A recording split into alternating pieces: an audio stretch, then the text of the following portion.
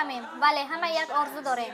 صدقاً اندیشه ها را به یک جایگی سخنان کهن نفس کشید. کلوب حربی وطن دوستوری نورسان اوکراین همچون پدرزریاتی ریاست معدن سوکولوفسکی کارخانه استحصالی معدن تأسیس یافته بود. طول این سالها مکتب اوکراین رو زیاد از 3000 نورسان گذاشتند که در بینشان بچه‌های دشوار تربیت کم نبودند.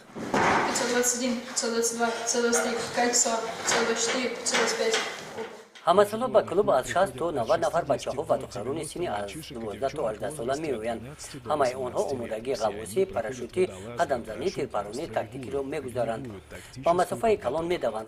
نمی‌پسندم وقتی میگویند که جوانان امروزه مثل پیشتر نیستند. آنها گوناگونند. و مثل دیگر زمانها من تنها بهترین هایشان را میشناسم. آنها مقرری‌اند. البته هر نفر خواهش و عادت‌های خود را دارد. بعد پشتخوری سیر تربیتگرندگان اوکراین قریب 15 سال بود با پاراشوت نفریده بودند. جایشان تنها سال 2004 به راه مانده شدند ولی تنقیصی مالیوی بود و حالا نیز باقی مانده است. هنر امسال نیز تا حال معلوم نیست که برای اجاره سمالیات و پرداخت حق مربی‌ها مبلغ می‌یافته باشند یا نه.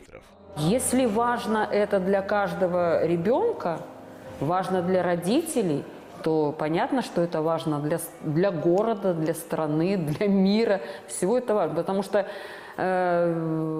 اگر این برای هر یک کودک مهم باشد، برای والدان آنها مهم است. پس برای مملکت، شهر نیز مهم است که این کودکان شخصانی به زندگی مطابق ارزنده شده به پایه رسند تا اینکه در زندگی موقع خود را یابند.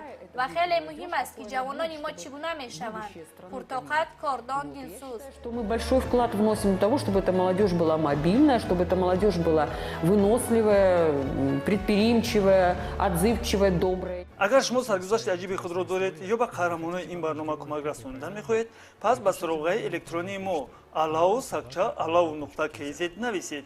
حتما اشاره‌ای برای برنامه قهرمانان ما را گذارید.